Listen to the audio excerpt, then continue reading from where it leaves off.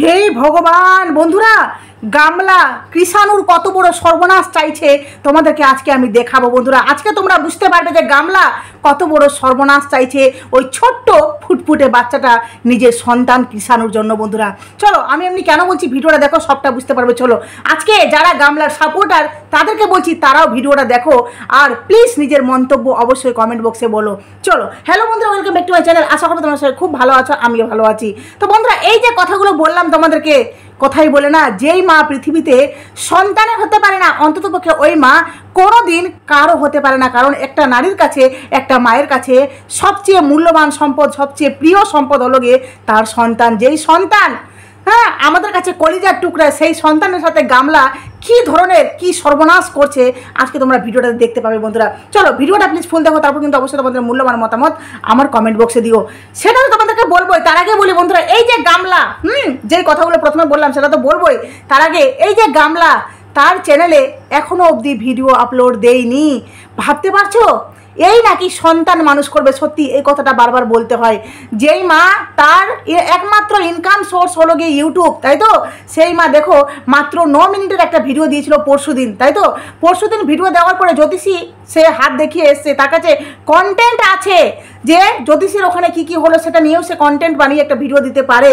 তাছাড়া সে বাড়িতে আছে, যদি সে বাপের বাড়ি থাকে তাহলে অবশ্যই ভিডিও বানাতে পারবে, তাই না? কারণ খাওয়া দাওয়া রোজই তো খাচ্ছে, রোজই তো ঘুমাচ্ছে, রোজই তো স্নান করছে তো, কিন্তু সেটাও সে ভিডিও দিতে পারছে না। এর মানে বুঝতে পারছো? যার একমাত্র ইনকাম সোর্স ইউটিউব হলে সেই মেয়েটা বাড়িতে যদি থাকে, যদি সে সত্যিকারই যেই রুটিনগুলো আমাদেরকে ব্লগে দেখাচ্ছে সেই রুটিনগুলো ডেইলি করে থাকে, তাহলে অবশ্যই সে ভিডিও দিতে পারবে। তাহলে কেন দিচ্ছে না ভিডিও? কেন দিচ্ছে না ভিডিও? তোমাদের মনে হচ্ছে না গামলা ডুগডুগি বাজাতে গেছে ফুনাতে? হ্যাঁ, একদম ঠিক বলছি। কারণ এই মাঝখানে যে ডুবকি লাগাতে যায় ওই ফুনাতে, ওই ঠিক সেটাই করছে, যার জন্য দেখছো না যে ভিডিও অফ। হ্যাঁ, তো এবার বলি বন্ধুরা, এই যে গামলা হরে কীর্তন প্রত্যেকদিন বেড়াচ্ছিল না যে আমি ছেলেকে নিয়ে আসছি, যেই মা 8 থেকে 9 মাস অবধি ছেলের কথা একবারও মুখে উচ্চারণ করেনি, তাই তো।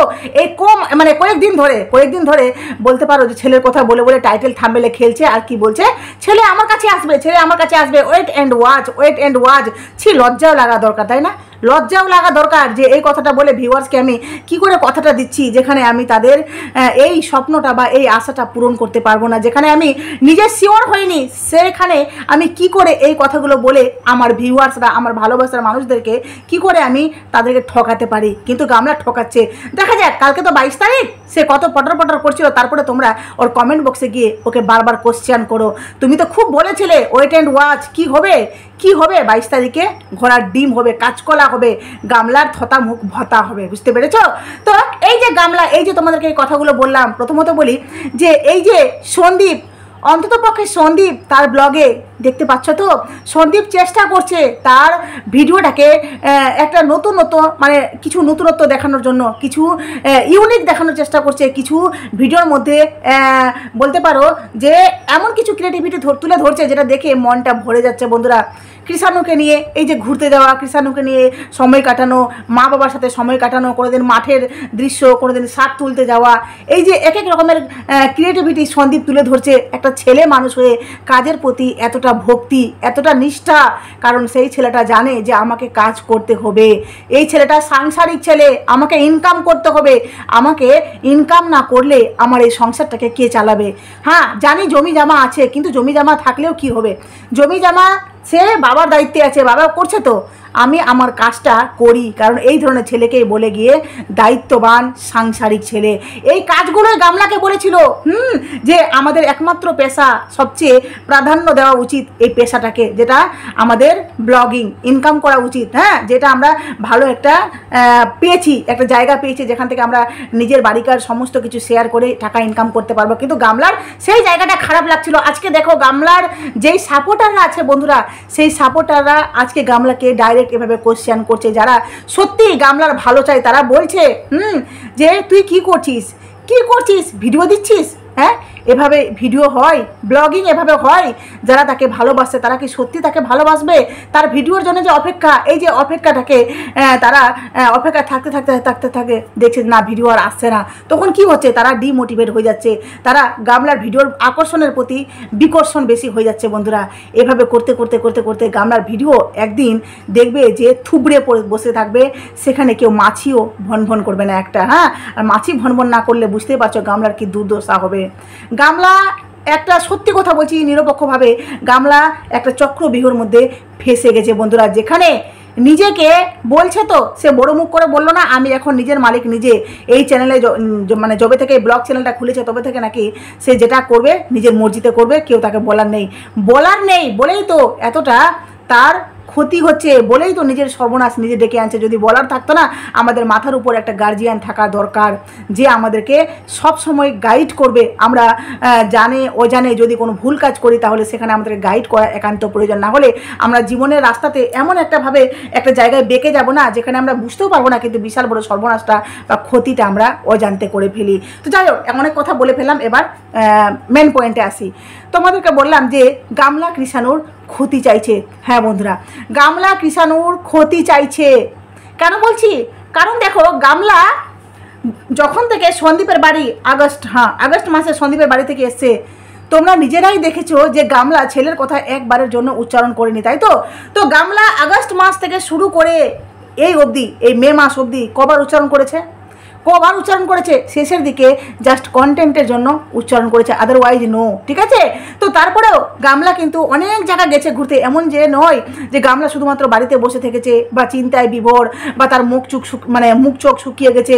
না, সে দিব্যি কুমারের মতো, একদম অবিবাহিত মেয়ের মতো, আইবুড়ো মেয়ের মতো জীবনযাপন পালন করেছে, দিব্যি আনন্দে থেকেছে, প্রেমিকের সাথে হই হুল্লোড় মজ মস্তি, বিয়ে বাড়ি, সে রেস্টুরেন্টে খাওয়া, হাবি জাবি ইত্যাদি, যেটা একটা মা করতে পারে না, সেটা গামলা কিন্তু করতে পেরেছে, তাই তো? কিন্তু দেখো, এই আসানসোলের মেয়েটাকে লাগিয়ে, যে মেয়েটার মাধ্যমে সন্দীপের ইমেজটাকে ডাউন করতে চেয়েছিল, ডাউন বা নোংরামি প্রমাণ করতে চেয়েছিল সন্দীপের, দেখো সেই মেয়েটা নাকি সর্বপ্রথম ওই দালালের সাথে যোগাযোগ করেছিল। দালাল যেটা বলছে যোগাযোগ করেছিল, তো দালালকে তো কিছু প্রমাণ দিয়েছিল, ঠিক আছে? প্রমাণ দিয়েছে, দালালের সাথে কথাও হয়েছে, আর দালাল যেটা বলছে যে আমি সেই প্রমাণগুলো সাথে সাথে গামলাকে ফরওয়ার্ড করে দেয়, ঠিক আছে? কিন্তু দেখো যে এই দালাল যে গামলাকে ফরওয়ার্ড করে দেয়, আর গামলার সাথে যে দালালের খুব ভালো সম্পর্ক, খুব ভালো বন্ডিং, তারপরেও দেখো যে আচ্ছা করে গামলা কিন্তু দালালকে বাস দিয়েছে, ঠিক আছে? পয়েন্টটা এটা নয়, কিন্তু পয়েন্টটা বলছি, দাঁড়াও। তো সেটা তো হয়েছে, কিন্তু ওই মেয়েটা পরে যখন গামলার সাথে যোগাযোগ করে, তখন কিন্তু গামলার সাথে কথা বলে আর সমস্ত ঘটনা বলে, যেটা ঘটনা মেয়েটা বলতে চাইছিল যে সন্দীপের সাথে হেটা হয়েছে হোটা হয়েছে, যাই হোক, তো সব অনেক প্রমাণ গামলাকে দিয়েছে। আর গামলা কিছু রেকর্ডিং ছিল, যে রেকর্ডিংগুলো কিন্তু মেয়েটা গামলার কাছে দিত বা গামলা চাইছিল। তারপরে কি হলো, এই দালাল দেখো কতটা আউটবাস্ট হয়েছে বন্ধুরা, যে দালাল একটা বলতে পারো গোপন প্রমাণ, ঠিক আছে? গোপন প্রমাণ বা একটা হোয়াটসঅ্যাপ চ্যাট আমাদের সামনে রিভিল করলো, যেই চ্যাটিংয়ে আমরা বলতে ওই দালাল শোনালো আমাদেরকে যে গামলা ওই মেয়েটিকে বলছে, কি গো দিদি ভাই, আমাকে বলবে না, আমাকে বিশ্বাস করতে পারছো না, এই কিছু জিজ্ঞেস করছে ওকে, আর মেয়েটা ওকে রিপ্লাই দিচ্ছে না, যার জন্য এই বারবার বলছে দিদি ভাই আমাকে বলো, আমাকে বিশ্বাস করতে পারো, আমি কাউকে এই কথাগুলো বলবো না। তারপরে ওই মেয়েটা একে কোনো অ্যান্সার দিচ্ছে না, তারপরে অডিও কল করলো, তারপরে এই গামলা, ঠিক আছে, এমনি আগে অনেক প্রমাণ দিয়েছে, তারপরে মাঝখানে আবার হয়তো যোগাযোগ হয়েছে, তারপরে এই কথাগুলো বলেছে। জাস্ট যেই চ্যাটটা রিভিল করেছে সেই চ্যাটটার মাধ্যমে আমি বলছি যে গামলা ওই মেয়েটাকে বলছে, মেয়েটা যখন একে বিশ্বাস করতে পারছে না, সরাসরি গামলাকে বিশ্বাস করতে পারছে না, আর মেয়েটা বলছে যে এইসব প্রমাণগুলো কিনা আমি আগে কিন্তু ওই দালাল ঢেমনিকে দিয়েছি, ঠিক আছে? দালাল ঢেমনি ভিডিও করেছে, তো গামলা আবার বলছে যে এই ভিডিওগুলো কিন্তু আমি দেখেছি, কিন্তু গামলা এটা বলছে বলছে না যে ওর সাথে আমার যোগাযোগ আছে বা ওই আমাকে সমস্ত প্রমাণগুলো পাঠিয়েছে, এসব কথা কিন্তু বলছে না। গামলাও কিন্তু খুব শয়তানি বুদ্ধি, ঠিক আছে। তো যাই হোক, মানে এই দালাল শয়তান, গামলা শয়তান, ওইদিকে ওই আসানসোলের মেয়েটাও কিন্তু দারুণ শয়তান, মানে সব শয়তান কিন্তু এক জায়গায়, ঠিক আছে। তো এই যে মেয়েটাকে বলছে, তারপরে মেয়েটা কিন্তু চুপচাপ আছে, কোনো রিপ্লাই দিচ্ছে না। তারপরে এই বলছে, দিদি ভাই আমার কি কোনো বিহেভিয়ারে তুমি কি কোনো রকমের খারাপ ভেবেছো, হ্যাঁ, বা কষ্ট পেয়েছো, না অন্য কোনো কারণে ব্যস্ত আছো, হ্যাঁ। তারপরেও মেয়েটা কিন্তু রিপ্লাই দিচ্ছে না। তারপরে এই দালাল গামলা বলছে মেয়েটাকে যে তুমি বলো আমি কিসের দিব্যি খেলে তুমি আমাকে বিশ্বাস করতে পারবে। তারপরে গামলা ফাটাং করে নিজে থেকে বলছে আমি আমার ছেলের দিব্যি দিয়ে বলছি। ভাবো এই মহিলা, মানে গামলা কত বড় একটা, কি বলবো, মানে কত নিম্ন মেন্টালিটি, কতটা এই মহিলা চিপ মেন্টালিটি। ভাবো যখন প্রয়োজন পড়েছে কাউকে বিশ্বাস দিলাতে হবে, তখন কিন্তু সে ছেলেকে ব্যবহার করছে। ঠাস করে একটা গামলাকে চোর মারতে ইচ্ছা করছে না? এই যে যারা গামলাকে ভালোবাসো তাদেরকে বলছি, তোমাদের ইচ্ছে করছে না গামলাকে চোর মারতে? হ্যাঁ, তোমরাই তো ছিলে যারা, বা আমরা যারা বারবার ভিডিওর মারফত তোমরা কমেন্টের মারফত গামলাকে বলেছিলে যে তুমি কেমন মা, ছেলের কথা একবারও উচ্চারণ করছো না, ছেলের কথা একবারও তার মনে পড়ছে না, সে এত আনন্দে উচ্ছ্বাসে থাকছে, একবারও ছেলের কথা মনে পড়ছে না। দেখতে পাচ্ছ তো, জাস্ট তোমাদের জন্য গামলা বাধ্য হয়ে টাইটেল থাম্বনেলে এই কটা দিন খেলেছে, ঠিক আছে। তারপরে বলেছে জাস্ট ওয়েট অ্যান্ড ওয়াচ, তারপরে এখন হাওয়া, হ্যাঁ।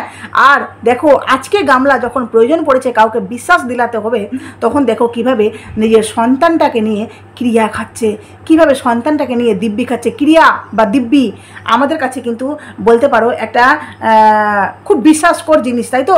কারণ এই দিব্যি বা ক্রিয়া এগুলো দিয়ে কিন্তু আমরা কাউকে বিশ্বাস দিলাতে পারি, বা অনেক সময় কিন্তু এটা লেগে যায়, হ্যাঁ। গামলা যে বলছে এই যে প্রমাণগুলো আমাকে দাও বা রেকর্ডিংগুলো আমাকে দাও, হ্যাঁ, তুমি বিশ্বাস না করতে পারলে আমি আমার ছেলের দিব্যি দিচ্ছি, যে আমি আমার সন্তানের দিব্যি দিচ্ছি, তুমি আমাকে দাও, হ্যাঁ। যদি গামলা এই যে চাইছে প্রমাণগুলো, এই প্রমাণগুলো গামলা বলছে আমি কাউকে বলবো না, কাউকে দিব না, তোমার কোনো ক্ষতি হবে না। ভাবো, কোনো ক্ষতি হবে না, অথচ এই প্রমাণগুলো কেন নিচ্ছে? নিশ্চয়ই সে আইনের মানে প্রশাসনের কাছে জমা দিবে, তাই তো। প্রশাসনের কাছে যদি জমা দেয় এই প্রমাণগুলো সন্দীপের বিরুদ্ধে, তাহলে ভাবো, দেখো সন্দীপের বিরুদ্ধে কি হয়েছে না হয়েছে সেটা বড় কথা না, আমি জাস্ট এই কথাটার বিরুদ্ধে বলছি, ঠিক আছে। যে আমরা তো সবাই জানি যে সন্দীপ যা যা করেছে মেয়েটার সহমতে, সন্দীপের সহমতে, দুজনের সহমতে কিন্তু এইসব কিছু হয়েছে।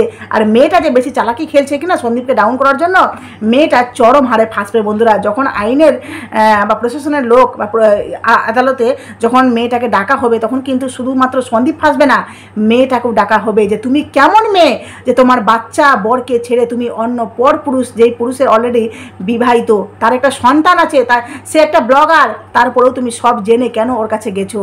এমন তো নয় যে সন্দীপ তাকে মিথ্যে কথা বলেছে, না, সন্দীপ একটা ব্লগার ওই মেয়েটা ভালো করে চিনে। তারপরেও কেন মেয়েটা সন্দীপের সাথে চ্যাটিং ফ্যাটিং দেখা সাক্ষাৎ কেন করতে আসলো? আর কেন একটা ছেলে কখনো মেয়ের গায়ে হাত দেওয়ার সাহস পাবে না যতক্ষণ না মেয়েটা তাকে ইঙ্গিত দেয় বা তাকে মানে আস্কারা দেয়, বুঝতে পারলে? তো যাই হোক, এই যে প্রমাণগুলো গামলা চাইছে আর যেখানে দিব্যি দিল যে প্রমাণগুলো আমাকে দাও, তোমার কোনো ক্ষতি হবে না, তাহলে ভাবো বন্ধুরা যে এই মিথ্যে কীভাবে ছেলেটাকে নিয়ে, হ্যাঁ, দিব্যি খেললো, কীভাবে ছেলেটাকে নিয়ে ক্রিয়া দিল। কারণ এই প্রমাণগুলো সমস্ত সে জমা দিবে আইনের কাছে, তাই তো, প্রশাসনের কাছে সমস্ত প্রমাণ জমা দিবে। আর যেখানে জমা দেওয়া হবে সেখান থেকে ইনভেস্টিগেশন হবে, কারণ এই মেয়েটার সম্পর্কে, তাহলে মেয়েটাকেও ডাকা হবে। তাহলে কি করে বলছে যে মেয়েটার কোনো ক্ষতি হবে না? হ্যাঁ, মেয়েটা যদি নিজেকে সেফ রাখতে চাইতো, তাহলে সে ওখানেই নিজেকে ফুল স্টপ করে দিত। সন্দীপের সাথে দেখা সাক্ষাৎ করতে আসলো, তাদের মধ্যে যদি কোনো রকমের মনোমালিন্য হয়ে থাকে, তারপরে সেখান থেকে ব্যাপারটাকে স্টপ করে দিবে। মেয়েটা কতটা নছল্লাপনা দেখো, যে মেয়েটা সেখান থেকে দালাল ঢেমনির সাথে যোগাযোগ করে, তারপরে এখান থেকে আবার ওই গামলার সাথে যোগাযোগ করে আবার প্রমাণগুলো দেয়, আবার বলছে যে আমাকে যেন এইসব ম্যাটারে ডাকা না হয়। মানে তুই তাস চালিয়ে দিয়েছিস, তাই না? এবার যখন মানে তাস খেলা হবে বা মানে কি বলবো ওটাকে, যে গুলি মেরে দিয়েছে, ঠিক আছে, এবার গুলিটা যখন গিয়ে লাগবে জিজ্ঞেস করবে যে কে মারলো, তখন বলবে আমি তো মারিনি, এই ধরনের একটা ব্যাপার, তাই না? তো দেখো মেয়েটা গামলাকে দিচ্ছে, আর গামলাও দেখো কতটা মানে ফ্রড মহিলা, বলছে তুমি আমাকে দাও, তো আমার ছেলের দিব্যি, আমার ছেলেটার কত বড় সর্বনাশ করছে মিথ্যে কথা বলে।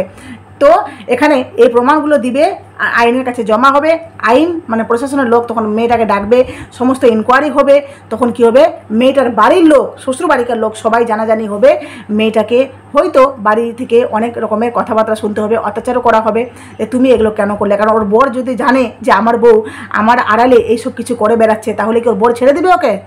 বলো, তোমরাই বলো, ওর বর কি ওকে ছেড়ে দিবে? না, কোনোদিনও ছাড়বে না, বরঞ্চ ওদের বাড়িতে অশান্তি হবে। তাহলে ভাবো যে এই গামলা কত বড় একটা দ্রুতবাজ মহিলা, যেই মহিলা কাউকে বিশ্বাস দিবার সময় নিজের সন্তানের দিব্যি দিচ্ছে, মানে সন্তানটাকে ব্যবহার করছে। এর কাছে কোনোদিনও কৃষাণু গিয়ে ভালো থাকতে পারবে? বন্ধুরা তোমরা বলো তো, যারা গামলাকে ভালোবাসো, যারা সন্দীপকে ভালোবাসো, আশা করি তারা তো বুঝতে পারবে যে গামলা কত বড় ফ্রড, ঠিক আছে? আর যারা গামলাকে অন্ধের মতো ভালোবাসো তাদেরকে বলছি, এরপরেও বলছো যে কৃষাণু তার কাছে ভালো থাকবে? আর কৃষাণু তো যাবেই না, কৃষাণু যাওয়ার কোনো প্রশ্নই ওঠে না। তারপরেও বলছি যে গামলা দেখো কত বড় সর্বনাশ চাইছে তার ছেলের, হ্যাঁ, স্বার্থের জন্য। অথচ দেখো দালালের সাথে গামলার খুব ভালো সম্পর্ক। গামলা কিভাবে ওখানে বলছে যে হ্যাঁ আমি তোমার ভিডিও দেখে জেনেছি এইসব কথা, ওই দালাল ঢেমনিকে বলো না, মানে ওর নাম ধরে বলেছে, ওকে কিন্তু বলো না। মেয়েটা আবার হ্যাঁ বলছে কেন বলবো না, কারণ ওই তো অলরেডি সমস্ত প্রমাণ কিন্তু দালাল ঢেমনিকে দিয়ে দিয়েছে। তো মেয়েটা কিন্তু ভয় পাচ্ছিল যে কেন, তো বলছে না না বলবে না, এখানে সবাই না ভিউজের জন্য। মানে এই গামলা ভালো করে জানে যে এই সমস্ত প্রমাণ কিন্তু ওই দালাল ঢেমনি কন্টেন্ট হিসেবে ব্যবহার করবে, যেটা দালাল ঢেমনি করেছে। যতটুকু তার কাছে প্রমাণ ছিল ততটুকু কিন্তু সে ভিডিওতে কন্টেন্ট হিসাবে ব্যবহার করে টাকা ইনকাম করেছে, হ্যাঁ, কারণ দালাল ঢেমনি সব কিছুতেই কন্টেন্ট, সব কিছুতে কন্টেন্ট। এখন দেখছো না কীভাবে কিছুদিন আগে গামলাকে চাটছিল, যখন দেখছে গামলাকে চেটে কোনো লাভ হচ্ছে না, কারণ গামলা তো ভিডিওই দিচ্ছে না। আর গামলার ভিডিও দিচ্ছে না, বড় কথা গামলার বাড়িতে যেতে পারছে না, গামলার সাথে কোনো রকমের মানে খুব একটা ক্লোজ রিলেশন নেই, ঠিক আছে? গামলার নিজেরই ঠিক নেই, সে আবার অন্য কাউকে কি রিলেশনে ঢুকাবে, কি মানে নিজের সাথে কি অ্যাটাচ করবে, বুঝতে পারলে? তো যার জন্য দালাল ঢেমনি বাস সাইড কেটে পড়েছে, সাইড কেটে পড়ে গামলাকে এইভাবে নগ্ন করছে সবার সামনে। আর তার চেয়ে বড় কথা বন্ধুরা, এই দালাল ঢেমনি আজকে দেখছি গামলাকে থ্রেট দিল, জানো কি দিল? বলছে যে যদি আমাকে গামলা সুযোগ দেয় অমনি কিছু বলার, তাহলে সমস্ত গোপন রেকর্ডিং আমি কিন্তু ফাঁস করে দেব। আর যেখানে গামলার কিন্তু সবচেয়ে বড় বিপদ হতে পারে, মানে গামলা গেল এখানেই। ভাবো এই কথাটা যে বললো যে ওগুলো নাকি সেই রেকর্ডিংগুলো যদি লিক করে মানে সোশ্যাল মিডিয়া করে, তাহলে নাকি গামলা গেল, মানে গামলা সব দিক থেকে ফেঁসে যাবে। তাহলে ভাবো কত মিথ্যে মিথ্যে কথা এই গামলা হ্যাঁ এই দালালকে সন্দীপের সম্পর্কে বলেছে, যেখানে সন্দীপের সাথে যেটা হয়েছে সেটাও বলেছে, আর যেটা হয়নি সেটাও আলটিমেটলি বানিয়ে বানিয়ে বলেছে। একদম 100% শিওর বলছি, বানিয়ে বানিয়ে বলেছে বলেই এই দালাল বলছে আজকে নিজে জোর গলায় বলছে যদি আমি ওগুলো ফাঁস করি গোপন রেকর্ডিংগুলো, তাহলে কিন্তু গামলা গেল, গামলা শেষ। চলো ভিডিওটা এখানে শেষ করলাম। তোমাদের মূল্যবান মতামত অবশ্যই আমার কমেন্ট বক্সে দিও। দেখতে পাচ্ছ তো বন্ধুরা দিন দিন গামলার নোংরামি কীভাবে বেড়ে চলেছে, কিভাবে একটা মা তার সন্তানের কত বড় সর্বনাশ চাইতে পারে, তোমরা নিজের চোখে দেখতে পাচ্ছ, তাই না? চলো ভিডিওটা এখানে শেষ করলাম। প্লিজ তোমাদের মূল্যবান মতামত অবশ্যই আমার কমেন্ট বক্সে দিও। নতুন থাকলে চ্যানেলটি সাবস্ক্রাইব করে নোটিফিকেশন অন করে প্লিজ পাশে থেকো, ঠিক আছে? চলো টাটা।